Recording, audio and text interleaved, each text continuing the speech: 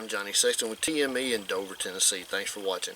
I'm out here in the Land Between the Lakes National Recreation Area today, and one of the things I want to show you is a field expedient way of determining direction that we teach in our land navigation class. This is called the stick and shadow method. Works off the sun moving a shadow on the ground. It's pretty simple. It's exactly the way it sounds, and I'm going to show you what I'm talking about. It's a real simple method. All you gotta do is find you a spot in the woods or wherever you're at where there's no shadows being cast on the ground. It's kind of hard to do in the woods here, but I got a nice little place on this creek bank here with the sun shining through, and I don't have a lot of big shadows being cast on the ground that's gonna wash everything out.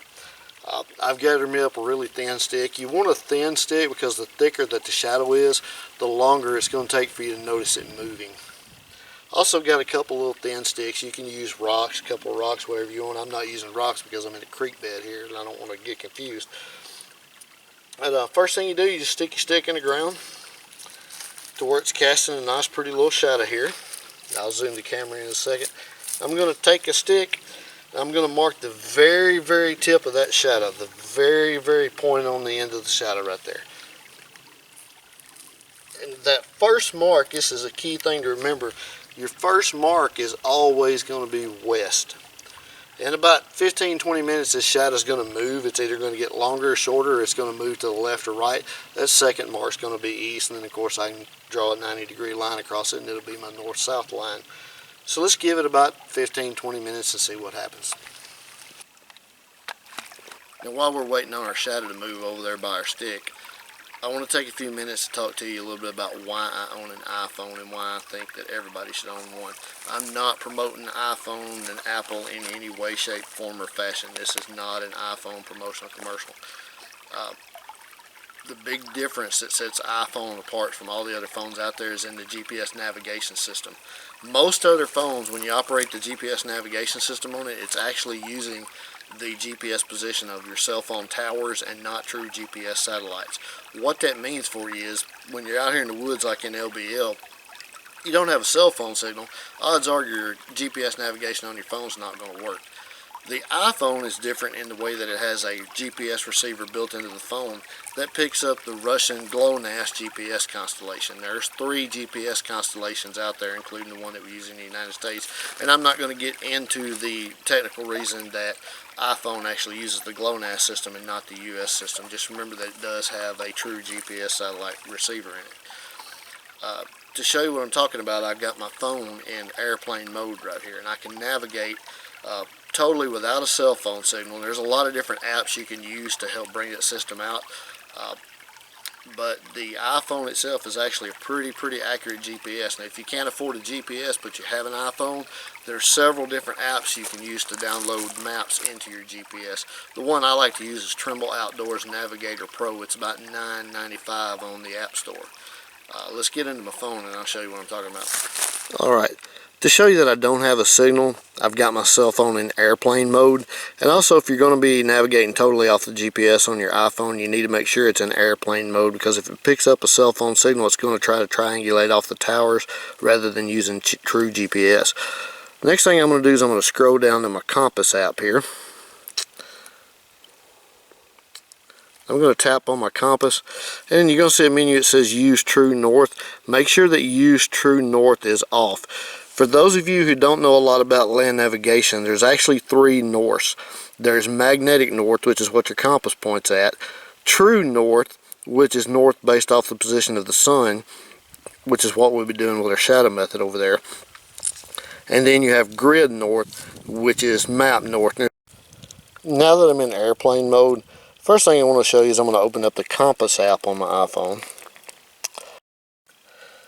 If you'll notice on the bottom of your compass app, I've got my heading, which is the 278 degrees. If I turn and face another direction, it's going to change. And also I've got my GPS position on there. 36 degrees, 30 minutes, 8 seconds north. 88 degrees, 1 minute, 21 seconds west. That is true longitude and latitude. Another cool way to navigate with your iPhone is an app. I like using the Trimble Outdoors Navigator Pro. This app lets me use my iPhone just like a $400 GPS unit.